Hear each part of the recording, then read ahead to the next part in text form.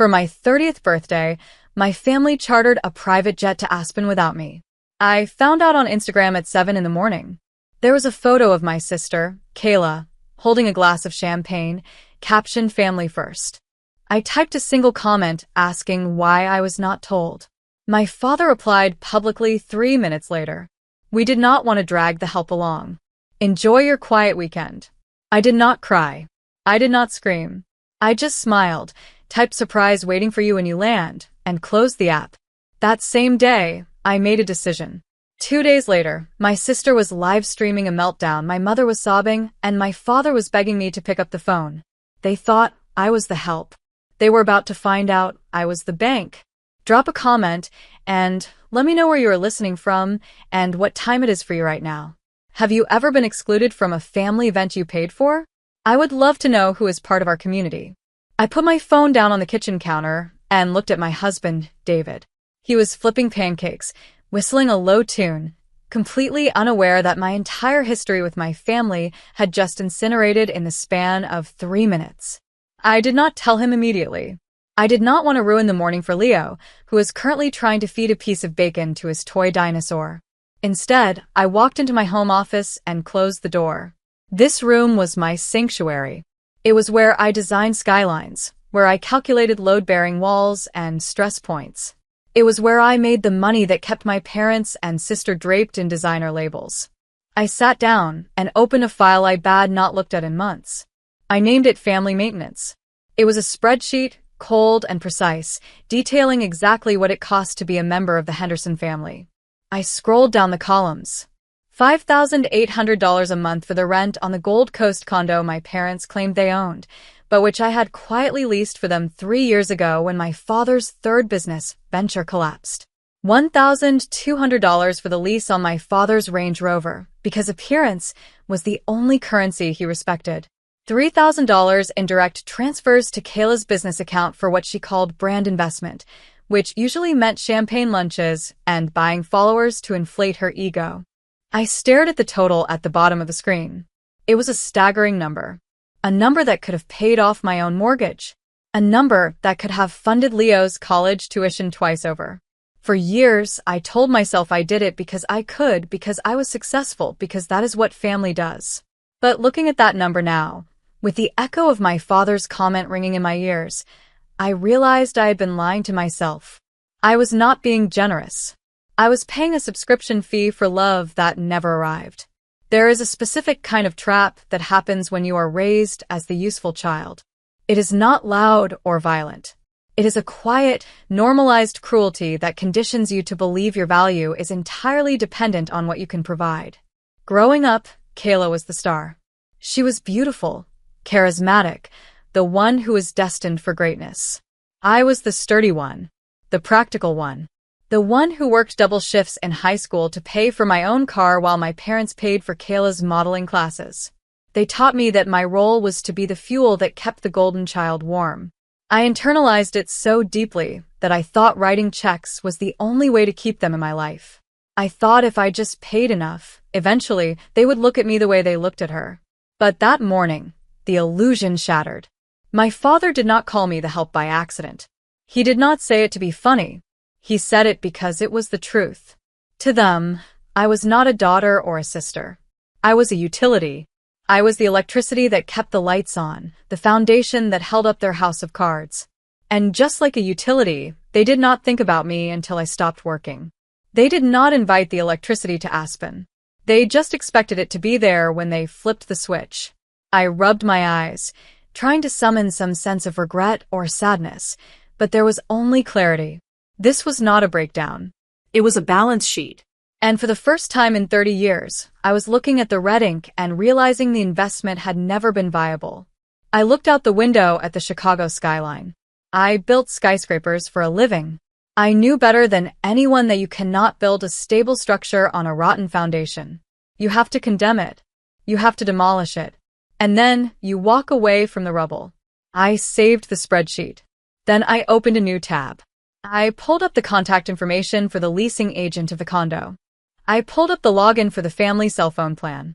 I pulled up the credit card portal. My hands were not shaking. My heart was not racing. I felt a strange, cold calm settle over me, the kind of focus I usually reserved for a complex demolition project. They wanted a weekend without the help. I was going to give them a lifetime without the bank. At 12 o'clock, I sat in my ergonomic chair, straightened my spine, and picked up the phone. I did not call my parents. I did not call my sister. I called the leasing agent for the Gold Coast condo. His name was Marcus, and he answered on the second ring, sounding cheerful, expecting a renewal. I kept my voice flat, stripped of any inflection that might betray hesitation. I told him I was exercising the termination clause on the lease. I told him that effective immediately, I was removing myself as the guarantor. He sputtered. He tried to explain the penalties, the breach of contract, the fact that my parents were currently living there. I let him finish. Then I told him that the occupants were welcome to stay, provided they could pass a credit check and provide the first and last month's rent by Monday. We both knew they could not. I told him to consider this their 30-day notice. When I hung up, I did not feel guilty. I felt lighter. It was 12:15. I logged into the wireless provider's dashboard. There they were, 3 lines named Dad, Mom, and Kayla, star, consuming data like it was oxygen. I hovered the cursor over the Select All checkbox. For a second, my finger hovered. I thought about the safety net I had provided, the way I ensured they were always connected, always reachable. Then I remembered my father's comment. They did not want to be reached by me. They wanted the service without the provider. I clicked Suspend Service. The screen refreshed. Status: inactive. It was 12:30. Next was the country club. This was the hardest one, not because I cared about golf, but because I knew this was the pillar of my father's identity. It was the only place where he could pretend he was still the titan of industry he claimed to be in the 90s. I called the membership office. I told them to remove my credit card from the file immediately. The clerk asked if I wanted to replace it with another method of payment. I said no. I said the account was now the sole responsibility of the member.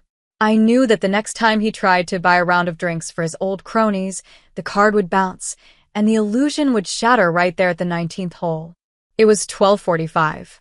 Finally, I opened the banking portal for the supplementary credit card I had issued to Kayla. The pending transactions were already populating. $400 for lift tickets. $200 for a sushi lunch. She was living her best life, funded by the sister she despised. I could see a new charge attempting to go through right now, a hold for a VIP table at a club in Aspen. I did not just lock the card. I reported it lost or stolen.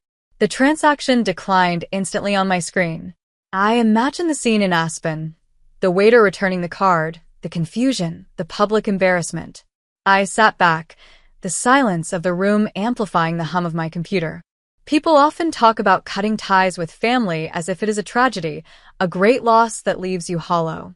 But as I watched the confirmation emails roll in, lease terminated, service suspended, account closed, I realized they were wrong. There is an invisible chain that binds the survivor to the people who hurt them. It is not made of love. It is made of the desperate, childlike hope that if you just give enough, if you just endure enough, they will finally see you. You think the chain is holding you together, keeping you safe. But it is not. It is a leash. And the moment you snap it, you do not fall. You fly. I realized then that the pain I had felt for years was not the burden of carrying them. It was the strain of holding on to people who were trying to drown me. Letting go was not an act of violence. It was the first breath of air I had taken in a decade. I was not losing a family. I was escaping a cage I had paid for. I closed the laptop. It was 1 o'clock. In Aspen, the credit card reader was flashing an error message. In Chicago, the leasing agent was drafting an eviction warning. And in my home office, for the first time in my life, the ledger was balanced. I walked out to the kitchen, poured myself a glass of water, and waited. I knew the silence would not last. But for now, it was the most beautiful sound I had ever heard. It took 48 hours for the silence to break. I tracked their movements not through texts, but through the notifications on my phone. Uber Black ride requested from O'Hare Airport to my address. They did not go to the condo. They did not go to a hotel. They came straight to the source of the funding, like parasites sensing the host was trying to detach. I saw the headlights sweep across the living room wall at 8 o'clock in the evening on Tuesday. David stood up from the couch, his face hardening. He walked to the front door and locked the deadbolt, then engaged the heavy security screen I had installed last year, a purchase my father had mocked as paranoid, but which I now recognized as foresight. The pounding started 10 seconds later. It was not a knock. It was an assault. I walked to the entryway. I did not hurry. I checked the camera feed on my phone first.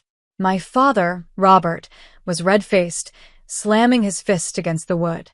My mother, Brenda, was already weeping, her hands covering her face in a pose of theatrical despair. And there was Kayla. She was not crying. She was holding her phone up, the ring light clipped to the top blindingly bright in the evening gloom. She was live streaming. I opened the main door, but left the steel security mesh locked between us. The sound of their chaos flooded the hallway. "Open this door, Megan," my father roared. He looked disheveled, his polo shirt stained, the veneer of the country club gentleman completely stripped away by the indignity of flying commercial. "Do you have any idea what you have done? Do you know how embarrassing it is to have a card declined in front of the vice president of sales? They cut up the card, Megan. They cut it up at the table. Guys, this is what I am dealing with," Kayla said to her phone, angling the camera to catch my face through the mesh. My own sister literally stranded us in the mountains with no way home. She hacked my accounts. She is having a mental breakdown and taking it out on us. I looked at the camera lens, then at Kayla's eyes. There was no fear there, only calculation. She was trying to spin the narrative before the truth could land. "I did not hack anything," I said. My voice was calm, barely rising above a conversational volume. "I just stopped paying the bills. There is a difference." "You abandoned your family," my mother wailed, stepping forward to grip the mesh. "We had to borrow money from strangers to get a flight. We had to sit in the last row. Megan, how could you be so cruel? After everything we have done for you?" David stepped up behind me. He did not say a word. He just placed a hand on my shoulder, a silent, solid weight that reminded them I was not the lonely teenager they used to bully. My father's eyes flicked to David, and for a split second, he hesitated. But his entitlement was too deeply rooted to be intimidated by silence. "You think this is funny?" Robert spat. "You think you can just cut us off? That money is not a gift, Megan. It is an obligation. We had an agreement. You manage the finances because you are the one with the steady job, and we handle the family legacy." "The legacy?"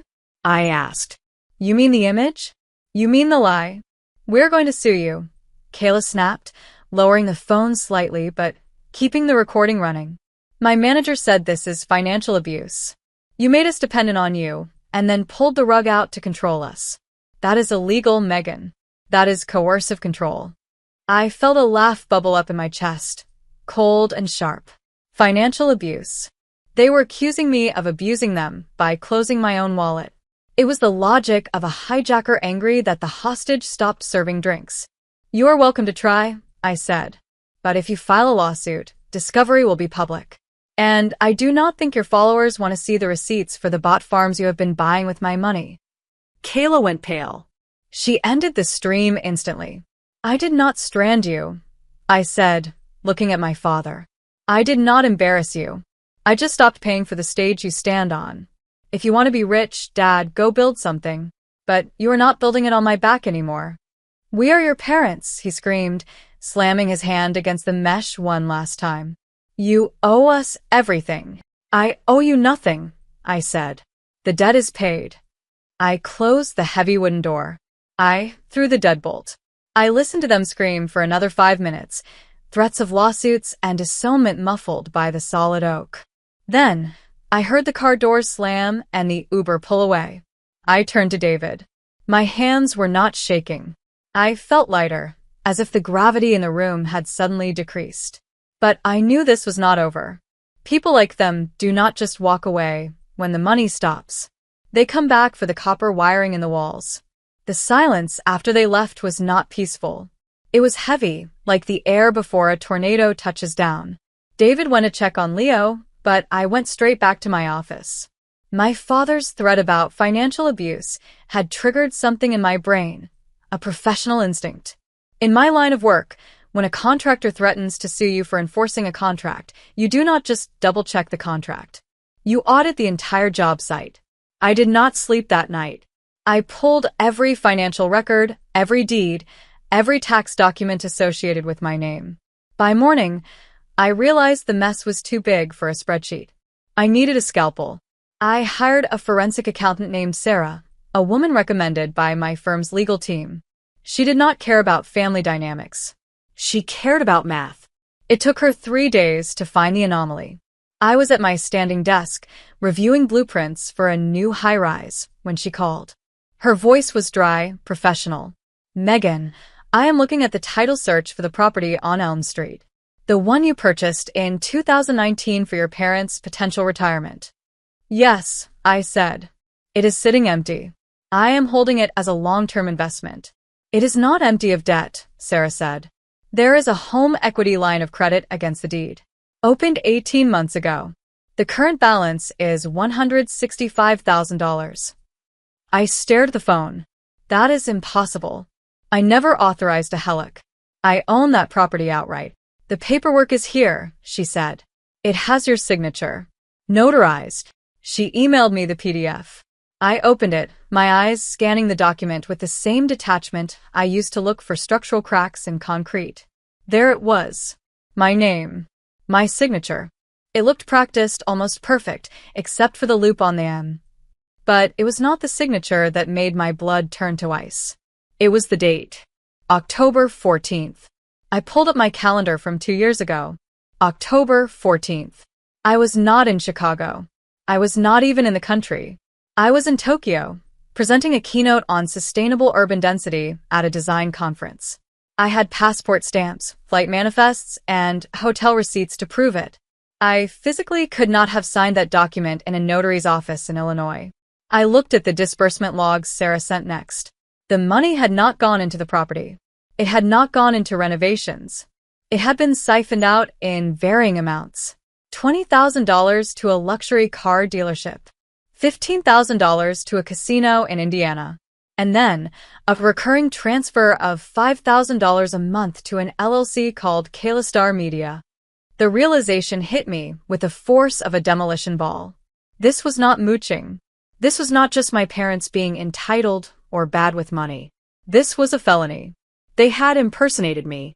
They had stolen the equity from my property, my hard work, my future security, to fund my father's gambling addiction and my sister's vanity projects. They had not just lived off my generosity, they had actively robbed me while smiling across the dinner table. I printed the documents. The pages were still warm from the printer. I laid them out on my desk, next to my passport. The evidence was absolute, irrefutable. David walked in, holding 2 mugs of coffee. He saw my face and set the mugs down. "What is it?" "It is not a family dispute anymore," I said, my voice sounding strange to my own ears, hollow, metallic. "It is a crime scene." I did not cry. I did not scream. I picked up my phone and dialed the non-emergency line for the police. My father wanted to talk about the law. He wanted to threaten me with legal action. Fine. I was done playing daughter. I was pressing charges. I sent a single text to the group chat I had not used in weeks. "Come to the house at 6. We will settle this." It was vague enough to sound like a concession, specific enough to ensure attendance. I knew them. They would interpret settle as pay. They would smell blood in the water and come running to feast. I set the stage with the same precision I used for a client pitch.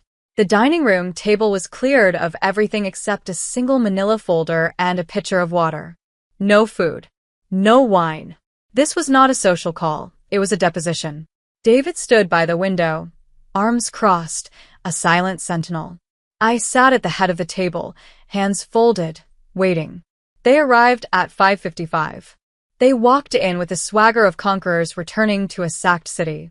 Robert was wearing a blazer, trying to reclaim the dignity he had lost on my doorstep days earlier.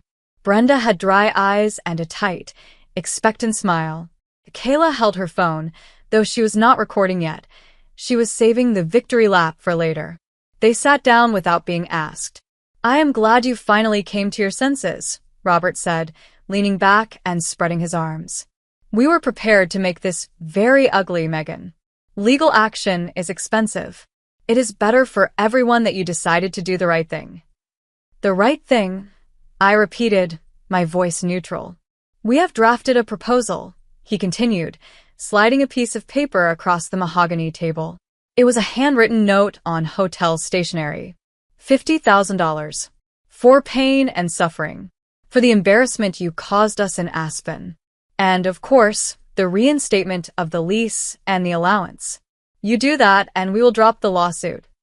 I looked at the paper. It was a ransom note written by a child who thought they held the only key to the castle. "That is a very specific number," I said. 50,000. "It is fair," Brenda chimed in, smoothing her skirt. "Considering the emotional distress. I have not slept in days." "I have a counteroffer," I said. I opened the manila folder. I did not slide the papers across the table. I placed them down one by one, facing them. First, the deed to the Elm Street property. Second, the notarized Helic agreement with the forged signature. Third, the flight manifest proving I was in Tokyo on the day of the signing. And finally, the disbursement log showing exactly where the money went. The silence that fell over the room was not the silence of peace. It was the silence of a vacuum sealing shut. Robert stared at the papers, his face draining of color until he looked like a wax figure left too close to a fire. Brenda put a hand to her throat. "I know about the loan," I said softly. "I know about the $165,000. I know you forged my name." That was an investment," Robert stammered, sweat beading instantly on his forehead. "We were going to pay it back. It was bridge capital. Megan, you have so much, you wouldn't even have missed it." "It is a felony," I corrected. "Identity theft. Bank fraud. Forgery." "You wouldn't," Brenda whispered. "We are your parents." "I am not the one you need to convince," I said. At that exact moment, the doorbell rang. It was not a polite ring. It was the heavy, authoritative knock of the police. I had timed it perfectly. I had filed the report at 9 in the morning, provided the evidence by noon, and coordinated the arrest for 6:15. David opened the door. Two officers stepped into the hallway, their presence filling the space with the cold reality of the law. "Robert and Brenda Henderson?" the lead officer asked. Robert stood up, his chair scraping violently against the floor. "This is a misunderstanding. My daughter, we were just discussing a loan." "Please stand up and place your hands behind your back," the officer said, unhooking his handcuffs. Brenda screamed. It was a raw, piercing sound that shattered the last remnants of their pretense. As the officers moved in, Kayla jumped up, backing away toward the wall, holding her hands up in a gesture of innocence. "I did not do anything," she shrilled, looking for me to the police. "This is their mess. I did not sign anything. Megan, tell them." I had no idea. I stood up then. I walked over to the table and picked up the final piece of paper, the one I had not shown them yet. "Actually, officer," I said, handing the document to the second policeman. "You might want to see this. These are the transfer logs. $55,000 of the stolen funds were transferred directly into a business account registered to Kayla Star Media for marketing services. That is money laundering." Kayla's face went slack. She looked at me, and for the first time in her life, she did not see a sister or a rival. She saw the architect. She saw the person who had designed the trap she was standing in. "You can't," she whispered. "I am an influencer. This will ruin me." "You are not an influencer," I said. "You are an accessory." They cuffed Robert first, then Brenda, and finally, Kayla, who was hyperventilating, begging me to stop, promising she would delete her accounts, promising she would be better. As they were led out the front door, a parade of ruin under the harsh foyer lights, Robert twisted around. His eyes were wild, desperate. "Megan, please. We are family. You cannot let them take us. We are your flesh and blood." I stood in the doorway, watching them being loaded into the cruisers. The neighbors were watching. The sirens were flashing, painting the street in chaotic bursts of red and blue. "You were never family," I said, my voice carrying clearly over the radio chatter. "You were overhead costs, and I just balanced the books." I closed the door. The lock clicked into place with a heavy, final thud. Inside, the house was quiet. The air tasted clean. I turned to David, took a deep breath, and finally, for the first time in 30 years, I exhaled. 6 months is a long time in the construction world. It is enough time to pour a foundation, frame a structure, and watch the concrete cure until it is solid enough to hold up the sky. In the legal world, it is enough time for a plea deal to be signed, sealed, and delivered. Robert and Brenda took the deal. They admitted to identity theft and bank fraud to avoid the maximum sentence. My father is currently serving 18 months in a minimum security facility. My mother got 12. They lost the condo, the cars, and the country club membership. The illusion of wealth they had spent a lifetime curating evaporated the moment the gavel came down. Kayla avoided jail time by turning state's witness against them. She testified that she was coerced, a victim of her parents' machinations. The court bought it, but the internet did not. When the police report became public record, her follower count dropped to 0 overnight. The last I heard, she was working retail at a boutique in the suburbs, scanning clothes she used to claim she owned. She sends me emails sometimes, asking to talk. I have a filter set up. They go straight to a folder I never open. I am sitting on my balcony now. The sun is setting over Chicago, painting the glass towers in shades of gold and violet. David is inside reading a book to Leo. The door is open, and I can hear their voices, low and steady. There is no phone ringing. There is no crisis. There is no demand for a transfer of funds. There is a misconception about justice. People think it is about watching your enemies suffer. They think it is about the moment the handcuffs click or the moment the jail cell door slams shut. And while there was a certain clinical satisfaction in watching the law dismantle my parents' lies, that was not the victory. The victory is the silence. I realized that success is the ultimate form of justice. Not the money, not the buildings I design, but the ability to exist without them. For 30 years, I let them define my worth by what I could provide. I let them rent space in my head. Evicting them was not just a financial decision, it was a spiritual one. The best revenge is not burning their house down. It is building a new life where they simply do not exist. It is thriving so completely that their absence becomes the most valuable asset you own. I look out at the city. I used to build structures to house ungrateful people. I used to pour my equity into a black hole. Now I build for the ones who stay. The foundation is reinforced. The walls are sound. And for the first time in my life, I am not just the architect of my buildings. I am the architect of my peace. Have you ever had to balance the books on a toxic relationship? Share your story in the comments. If this story resonated with you, hit follow. We are building a community that knows exactly what you're going through.